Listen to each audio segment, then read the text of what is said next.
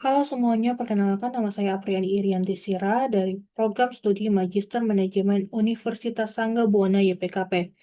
Pada kesempatan ini, saya akan mempresentasikan materi yang berjudul Artificial Intelligence dan Dilema Etika Pengambilan Keputusan Bisnis dengan studi kasus penggunaan AI dalam menentukan prioritas pasien di rumah sakit swasta.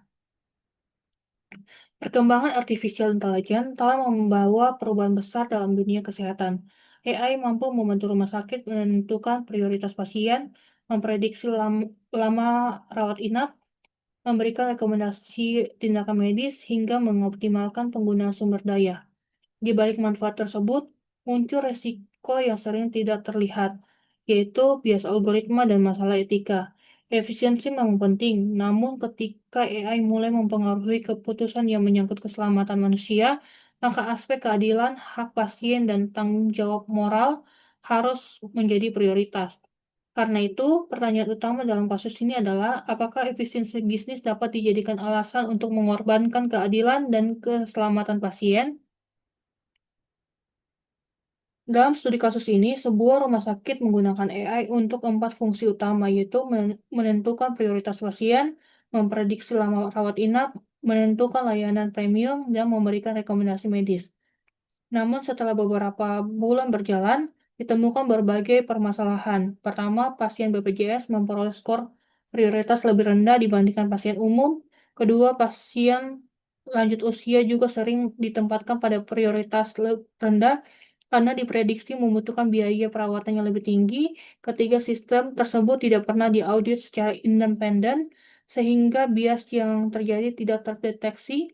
Dan yang terakhir, pasien tidak pernah diberitahu bahwa keputusan pelayanan mereka ditentukan oleh sistem AI. Akibatnya, rumah sakit mendapat kritik luas karena lebih mengutamakan efisiensi biaya dibandingkan keselamatan pasien. Dari kasus tersebut terdapat 5 masalah etika utama. Pertama, diskriminasi algoritmik karena AI menghasilkan keputusan yang merugikan kelompok tertentu. Kedua, kurangnya transparansi sebab pasien tidak mengetahui bahwa AI ikut menentukan pelayanan yang mereka terima. Ketiga, tidak adanya akuntabilitas sehingga ketika terjadi kesalahan tidak ada pihak yang bertanggung jawab. Keempat, konflik antara efisiensi dan keselamatan pasien di mana kepentingan bisnis lebih diprioritaskan. Dan yang kelima, pelanggaran terhadap prinsip keadilan distributif karena pelayanan tidak lagi diberikan berdasarkan kebutuhan medis, tetapi berdasarkan status ekonomi dan usia. Kasus ini kemudian dianalisis menggunakan prinsip FAIR atau FAID, yaitu Fairness, Accountability, Transparansi, dan Explainability. Hasilnya menunjukkan bahwa keempat prinsip tersebut tidak terpenuhi. AI bersifat tidak adil karena menghasilkan diskriminasi, tidak ada akuntabilitas karena tidak dilakukan audit, tidak transparan karena pasien tidak diberikan informasi, dan tidak dapat dijelaskan karena dasar keputusan algoritma tidak diketahui. Jika dilihat dari perspektif etika bisnis, rumah sakit hanya berfokus pada profitabilitas, sedangkan aspek moralitas diabaikan. Padahal keputusan bisnis yang baik harus mampu menyeimbangkan antara legalitas, keuntungan, dan tanggung jawab moral. Menurut teori stakeholder dari Friedman, perusahaan memiliki tanggung jawab kepada seluruh pihak yang terdampak, bukan hanya kepada pemegang saham. Dalam kasus ini, justru pasien sebagai stakeholder utama menjadi pihak yang paling dirugikan. Kemudian dianalisis menggunakan good corporate governance atau tarif, seluruh prinsip mengalami pelanggaran. Tidak ada transparansi kepada pasien, tidak ada akuntabilitas karena tidak dilakukan audit, tidak ada tanggung jawab sosial terhadap kelompok rentan, tidak ada pengawasan independen, dan tidak ada perlakuan yang adil terhadap seluruh pasien. Selanjutnya, kasus ini juga melanggar prinsip ESG, khususnya pada aspek sosial dan tata kelola.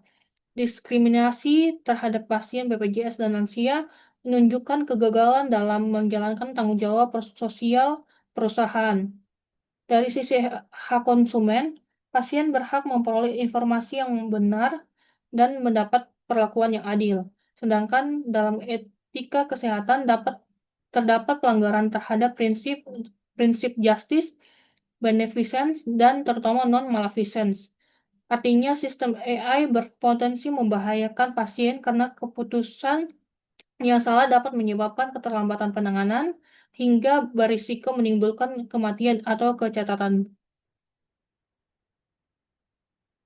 Jika dilihat dari para stakeholder yang terdampak, pasien, BPJS, dan lansia merupakan kelompok yang paling dirugikan karena memperoleh prioritas layanan yang lebih rendah.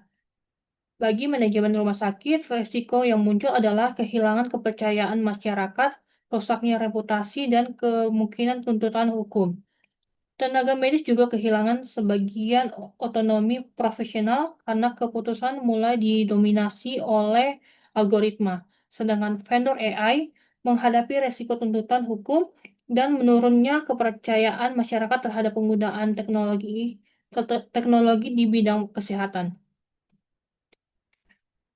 Kasus ini menimbulkan berbagai risiko bisnis. Risiko pertama adalah reputasi karena citra rumah sakit dapat rusak dalam jangka panjang.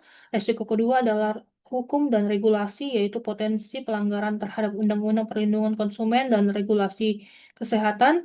Risiko ketiga adalah operasional, sebab kesalahan sistem akan terus berulang jika tidak ada audit. Risiko keempat adalah finansial, di mana biaya tuntutan hukum dan perbaikan sistem justru lebih besar daripada penghematan yang diperoleh. Namun, yang paling penting adalah risiko terhadap keselamatan pasien, karena keputusan AI yang bias dapat menyebabkan keterlambatan penanganan medis yang berakibat fatal. Beberapa solusi dapat diterapkan, antara lain: pertama, melakukan audit independen terhadap algoritma untuk menghilangkan bias. Kedua, menerapkan konsep human in the loop, yaitu AI hanya sebagai alat bantu, sedangkan keputusan akhir tetap berada di tangan dokter. Yang ketiga, meningkatkan transparansi dengan memberitahu pasien mengenai penggunaan AI.